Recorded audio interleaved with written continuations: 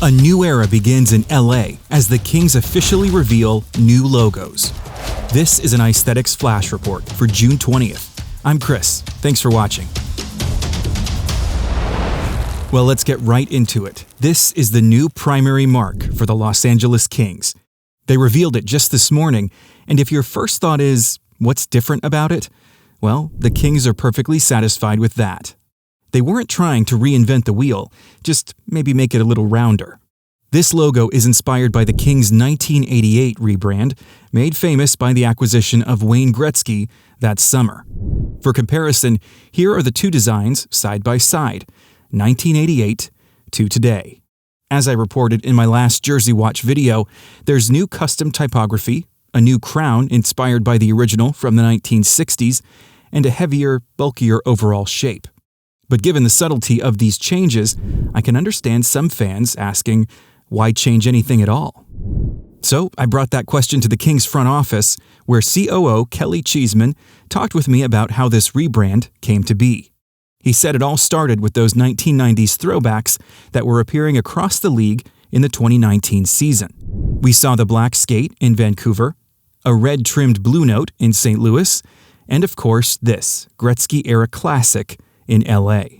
The Kings wore that jersey for one game in late February of 2020, and then COVID hit, and it got put on the shelf for a while. But the following season, when fans began returning to the arena, the team wore their throwback 3 more times. And then...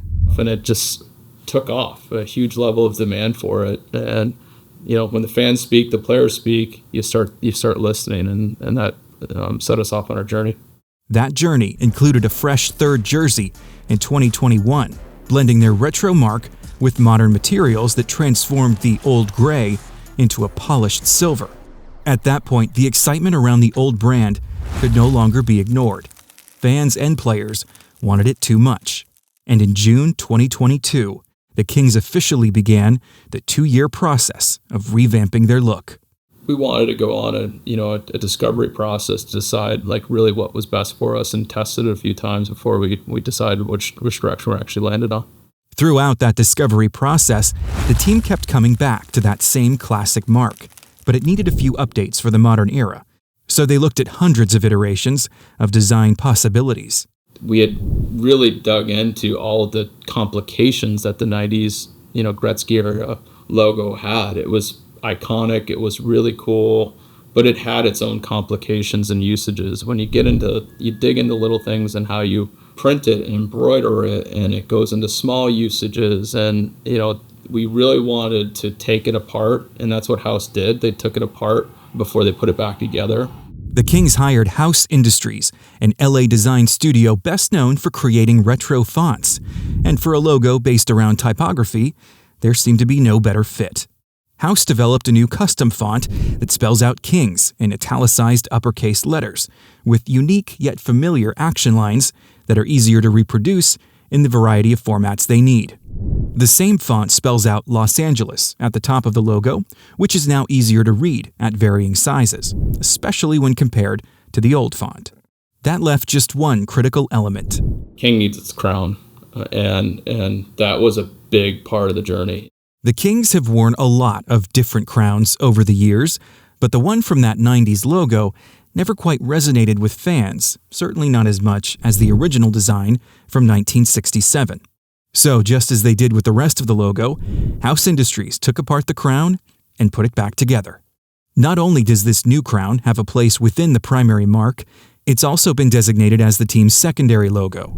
That was really important, is getting that crown right and thinking about how it can have some nostalgia to the 60s, but be updated and refreshed. Also being updated and refreshed were the team's word marks. This one debuted in 2020, and like the rest of the identity, got quite the glow-up. It carries over the movement lines from the primary logo, and there's even a simplified version that drops LA. You might also see this tertiary word mark around on occasion, an abbreviation of the fans' rallying cry, "Go Kings, Go." It's interesting to note how this rebrand fits into the Kings logo history. Though they've been through a number of brand evolutions over the decades, the truth is they've never really strayed too far. The original mark in the 60s was shaped like a banner, containing a crown and a word mark.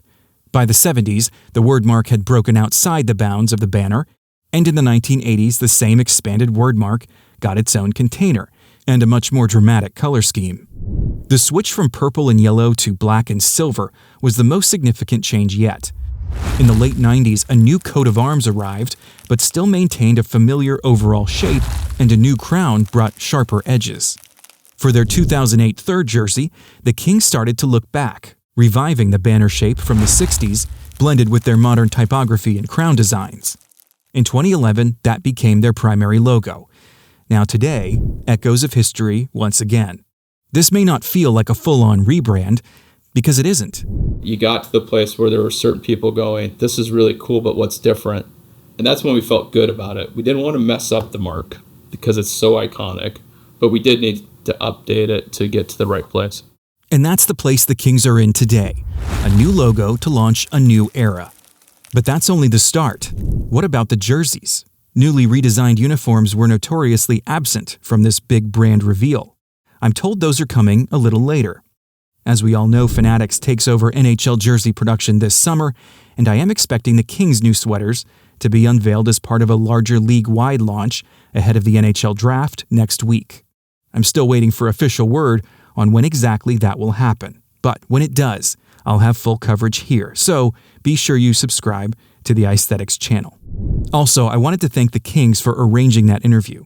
It was great to be able to share Kelly's insights into the rebrand process. And that's all for now. Remember to drop a like before you go if you enjoyed this video. I hope to keep delivering more throughout the summer. Thanks again for watching, and see you next time.